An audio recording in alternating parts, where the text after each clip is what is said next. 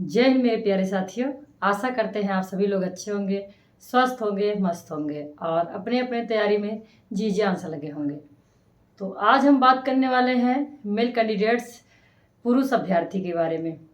तो मैंने पिछली वीडियो में महिलाओं के बारे में बताया था, आज में हम पुरुष कैंडिडेट्स के बारे में बात करते हैं।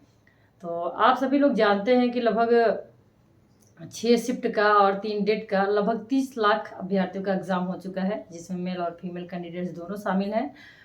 और 2 डेट और 4 शिफ्ट का एग्ज़ाम अभी बचा हुआ है, लगभग 20 लाख बच्चे का। तो जिन 30 लाख बच्चों का एग्ज़ाम हो चुका है, एग्ज़ाम का स्तर आप लोग देख ही चुके हैं। नॉर्मल से ज़्यादा कई हार्ड हुआ है, जितना उम्मीद नहीं किया जा सकता था उससे ज़्यादा जीएस हर किसी को परेशान किया है। मेरे भी कई सारे वीडियो में कमेंट आ रहे हैं लगातार कि जीएस से परेशान कर दिया, जीएस ने रुला दिया या फिर मैथ ने, तो इस तरीके से। तो एग्ज़ाम का स्तर आप सभी लोग देख चुके हैं किस तरीके से एग्ज़ाम आया है। तो उस जो 30 लाख बच्चों का एग्ज़ाम हो चुका है, लगभग 6 शिफ्टों का, उस एग्ज़ाम के पैटर्न को देखते हुए जो एनालिसिस किया जा रहा है कि आपका कट ऑफ कितना होने वाला है, या फिर आपको नॉर्मलाइजेशन में कितना फ़ायदा होगा, या फिर कितना नंबर हो सकता है कि आप फिजिकल के लिए बुलाए जा सकते हैं। तो उसी टॉपिक पे आज हम बात करने वाले हैं और लगभग लगभग इसी टॉपिक पे बहुत सारी वीडियो आपको मिल जाएंगी या मिल भी रही होंगी। तो जैसे कि आप जानते हैं कि 60,244 पद है आपके वैकेंसी में। 60,244 पद है, जिसमें से सबसे ज़्यादा महिला अभ्यर्थियों का आवेदन हुआ है, लेकिन पुरुष का भी कम नहीं है। और महिला अभ्यर्थियों का 12,000 सीट रिजर्व, लेकिन उससे कई गुना ज़्यादा पुरुष अभ्यर्थियों के लिए सीट रिजर्व है। जैसे 60,244 में 48,244 पद पुरुष अभ्यर्थियों के लिए है, जिसमें कैटेगरी के अनुसार यूआर जनरल और ईडब्ल्यूएस जिसको 10% आरक्षण मिला है, और ओबीसी और एससी एसटी, तो ये 5 कैटेगरी है। और 5 कैटेगरी के अलावा इसमें उनको भी छूट मिलता है, जैसे जो भूतपूर्व सेना वाले हैं या फिर इस तरीके से। तो इसमें बात किया जाए तो इसमें जैसे जो जर्नल वाला है और ईडब्ल्यूएस, इसमें मेरिट की बहुत ज़्यादा डिफरेंट नहीं होता है। कभी कभी होता है तो ईडब्ल्यूएस हाईएस्ट चला जाता है और उससे कम जनरल का हो जाता है। तो देखो, ईडब्ल्यूएस का परसेंटेज ज़्यादा जाने का ये भी है रीज़न कि क्या होता है, उसमें 10% आरक्षण मिलते हैं।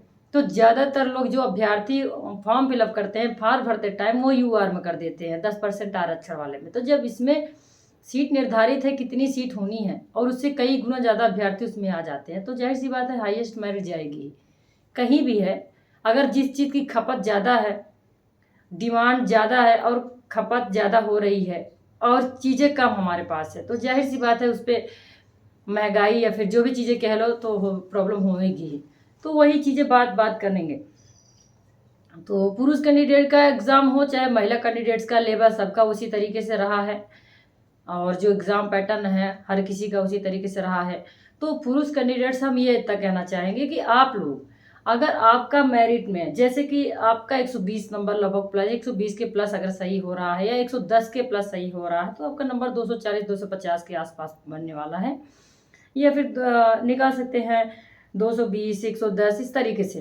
तो जनरल कैंडिडेट और जो ईडब्ल्यूएस वाले हैं, उनका भी लगभग यही 120, 105 से संबंधित 240, 50 ऐसे ही नंबर बनने वाले होंगे जिनका।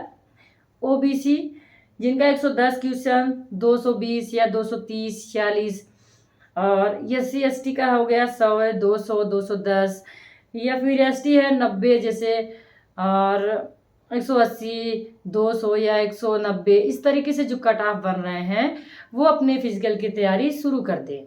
देखो, जब आपका एग्ज़ाम का आपके एग्ज़ाम में नॉर्मलाइजेशन होगा, फाइनली जब सारे एग्ज़ाम हो जाएंगे और 5 डेट का एग्ज़ाम हो जाएगा, तब रेशियो निकाले जाएगा किस टाइम का, किस शिफ्ट का, किस डेट का एग्ज़ाम ज़्यादा हाईएस्ट रहा है या फिर डिफिकल्ट रहा है, उसी हिसाब से आपका नॉर्मलाइजेशन होगा।